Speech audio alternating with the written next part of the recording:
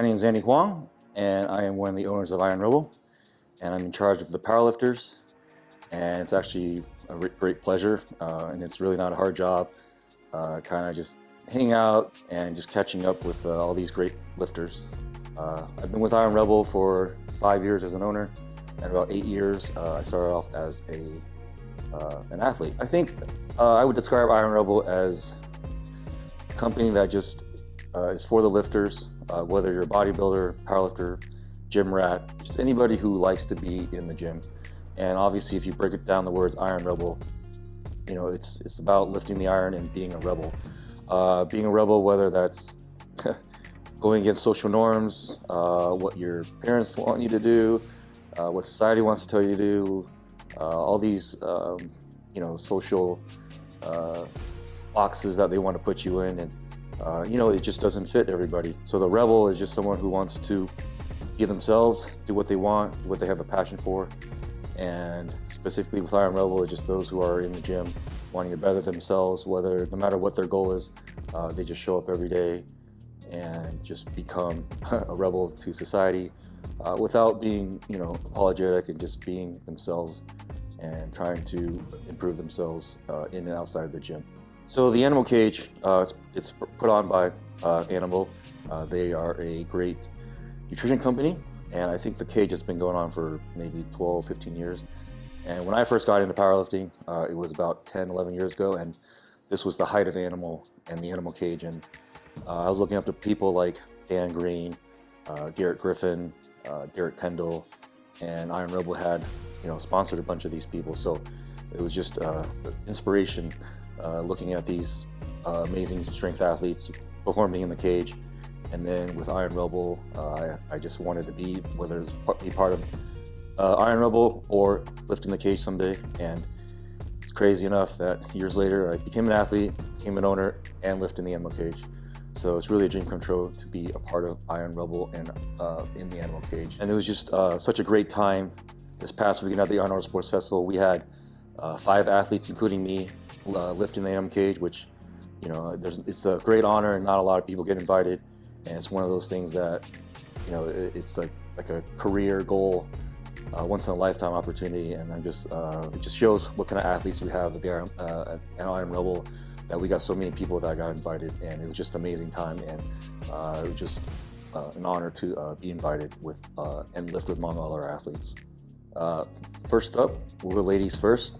Hunter Henderson. Hunter is just amazing. And the thing about Hunter is, despite how strong and intimidating she looks, she's actually just one of the sweetest persons in the world. And she does get a lot of hate just because the way society is today, and you know, the way she looks, and it's just not as streamlined and commercialized as all these other quote-unquote influencers. And so she is very tough physically, but also mentally, dealing with all these haters and all these hateful comments. And she just responds very politely and she kind of goes with it and just doesn't let it get to her, and just keeps doing what she does. And she hasn't been in powerlifting long, but it didn't take long for her to make a huge impact. And as of now, she's one of the top, I think the 3rd highest ranked powerlifter of all time. And you know, she has big goals, obviously, and I think she's really close to one of them. And I believe that's the all-time world record squat, I believe held by April Mathis, which is around 700 pounds. And she's definitely close to that after showing what she did in the Animal Cage.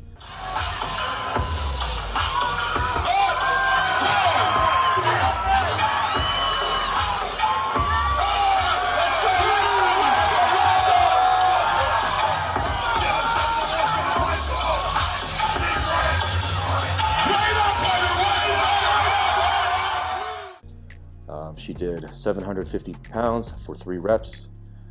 Looks like she had a little bit more, but, you know, she's in prep too. So she's about 3 or 4 weeks out from the Ghost Clash, and I believe she will definitely be going after that world record.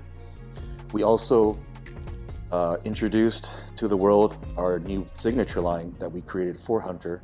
It's our Outlaw knee wraps, and she helped pick out the color. She's well known for her that green, signature green that she likes. She'll wear that on her nails and her shoes, and so we're able to create and collab with her on those wraps, and she definitely deserves it. She's one of the best female athletes in the world, and we want to just honor her and help support her and get some people wearing her wraps. And it's a cool new color, and I think it's very bright and very bold and very appropriate for Hunter. So I'm very glad she had a good showing in the animal cage, and we're looking forward to seeing her at the Ghost Clash. Then we have Chad Penson. Chad is one of the best squatters in the world and one of the best 220-pound powerlifters in the world. I believe he has a world record squat of 926 pounds, something ridiculous at his body weight. But unfortunately, he's been battling injuries for probably about the past year with quad tears, growing tears, and he's been dealing with a collarbone issue where he couldn't load or squat. But being the lifter that he is and the tough guy he is, Chad wanted to still squat because you don't get invited to the animal cage every year, so he wanted to do whatever he could.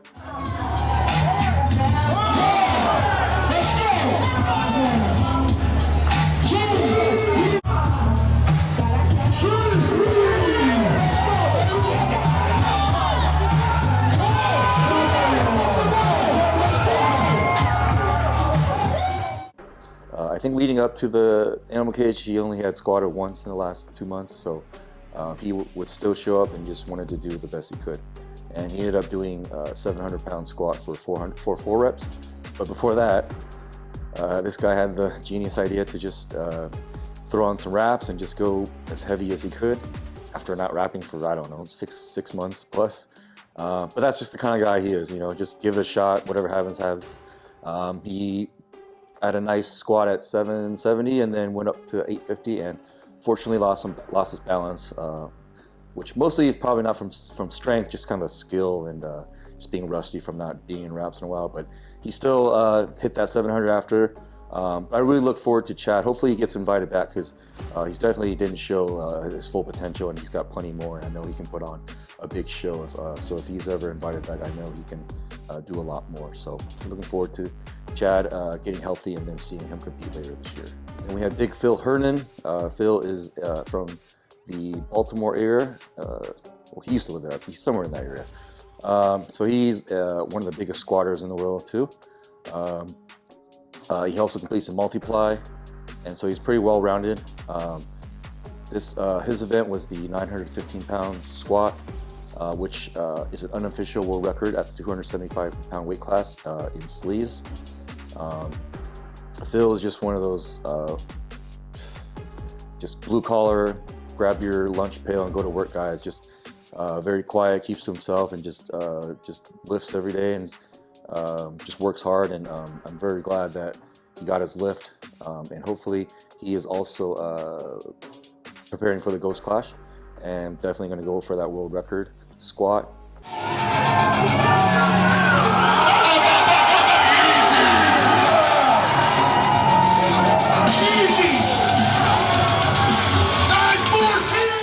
I know he can hit it. It's just a matter of doing it cleanly. He has a tendency to squat a little bit high, but regardless, he has the strength and he has the willpower and the work ethic to do it. So he just has to put it together on meet day, and hopefully he does that at the Ghost Clash. But yeah, great showing by Phil. Next, I guess we'll cover me. I did a 800-pound squat AMRAP. So originally, when they first approached me, I had the idea of trying to break the Tom Platt squat record, which is 525 pounds for 23 reps. I was going to try and I started training for that, but I also got signed up for a meet. So going through meet prep and training for that, it just doesn't coincide because the training is just very different. And honestly, I just don't like doing all these high reps. So about, I don't know exactly how long, but midway through prep for the animal cage and for this meet, I just started going heavier, and I decided to change to go for 800, and it would also be not too far off my plans and my program for my meet prep. Previously my PR with 800 is for 2.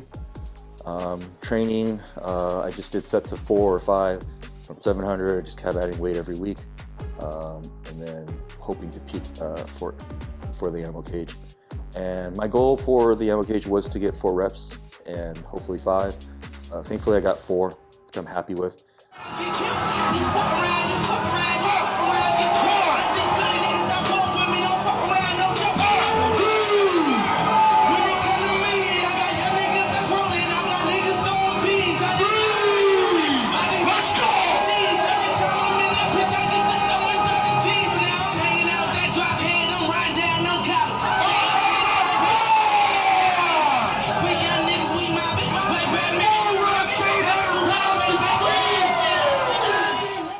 But reviewing the video, I think I could have gone for 5. I could have got it, but it would have been a very tough grind. It would have been 50-50, and it might have, set me back a little bit as far as training or my nervous system or risk injury. So since I'm in meet prep, I think it was the right call, the right mature call to call at 4. Regardless, I had a great time, very happy with what I did, and hopefully if I get invited back to the ammo cage, I will go after that Tom Platt squat record, because not many people have successfully beat it. I think only 1 or 2 off the top of my head. So I'd like to give my shot at that record. Now, last but not least, we have Mr. John Haack, Bilbo Swaggins himself. And John is also in prep for the Ghost Clash. And this lined up pretty well with his prep. Going with a heavy deadlift. He worked up to 915 pounds, which matches his PR. And you'll see from after he did his lift, he showed some emotion, which typically is not him. He's usually very stoic, very quiet, not a lot of ups and downs with him, just very, like I said, very stoic and very even-tempered. So it's nice to see him get fired up, show some emotion. But yeah, John just continues to push the envelope as far as what's possible. It's hard to believe that someone his size can lift the weights he does and still continually add to his numbers year by year and stay relatively injury-free. So I think that's a testament to obviously his work ethic, but just his programming and his patience.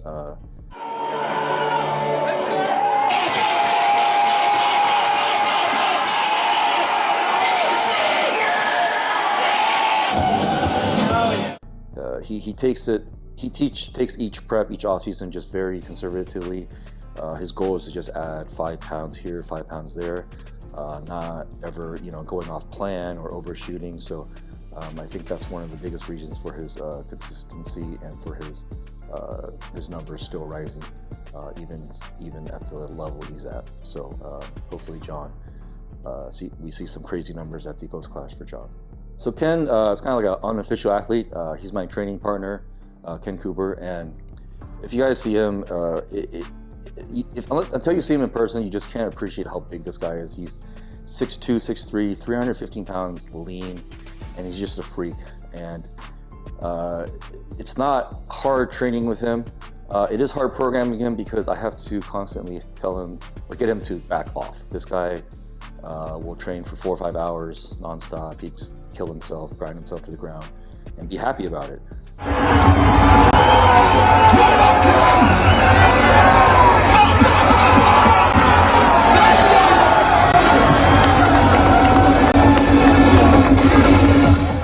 So for someone like him, you can't teach hard work, which is awesome, and so we just have to pull him back at the right times. And so approaching this lift that he did a 2,100 total squat bench deadlift back to back to back, which, the total itself is impressive with a 700-pound squat, 550-pound bench, and 850-pound deadlift. Each of those are pretty impressive, but to do it back to back, you're gonna have some serious intensity and just, I guess, ability to just keep firing and doing that heavy lift back to back to back.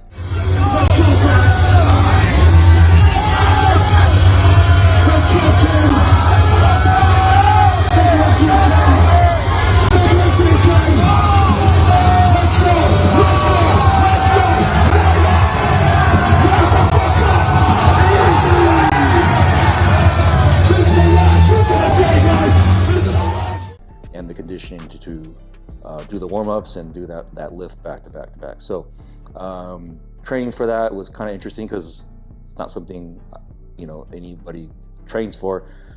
So towards the end of prep, we just did that SBD day back to back like that, about every other week. That way it didn't take a toll on him because he's also meet prep too, so kind of have to take that into factor. But yeah, Ken's just one of these super strong, freaky guys, and he just loves training. And he's also a really smart, intelligent guy. He's an engineer, graduated from MIT, so he's like a real life Hulk, just a brainy, scientific, very smart man, but a freak in the gym, super strong.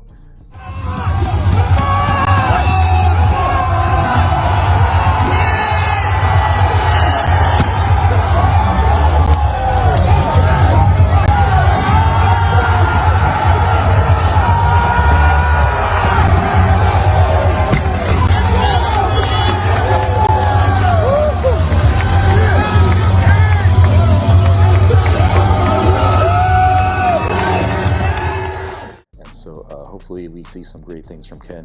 Also, he's 2 years removed from a knee and quad tear surgery, which he suffered in a meet. And this is one of those things where the doctor told him you might be able to walk, but you definitely won't be able to lift anymore. And lo and behold, he proved them all wrong. And so I'm really happy to be able to see his journey and help him through going from that point to now where he's lifting the animal cage and hopefully surpassing all his previous numbers and just moving forward and just putting the whole injury behind him. If you hear a lot of the athletes who lift in the animal cage talk about this, we were all once outside of the animal cage or watching it online, and it was just our dream to be in the animal cage. And it just goes to show if you work hard enough, if you have a passion, if you just put your all into something, dreams do come true. And all of our athletes are perfect examples of that. So I hope everyone out there just truly finds something they're passionate about, how they're happy about doing. And even if you don't end up in the animal cage, it doesn't matter, because you're just proof to yourself that you can overcome things and improve your life. And so hopefully everyone can take away from everyone who competed in the animal cage and just show it off, all their hard work and showing that their dream can come true. So there you have it. All our athletes had an amazing weekend, and I'm sure obviously hopefully we'll be back for the animal cage next year. If they have us, they'll have us. It's always been a dream of mine to live in the animal cage, and I've been fortunate enough to be invited 3 times. I don't know why they invited me this time. I'll be 40 years old this year, and I just feel like there's all these new up and comers, and they're lifting amazing weights. But I guess they're just paying respects to an OG like me. So I'm very happy that I got to do it, and I'm happy that all our athletes got to do it, and follow along to see how they do at the Ghost Clash and their future meets. We'll obviously be featuring that and having recaps of all that.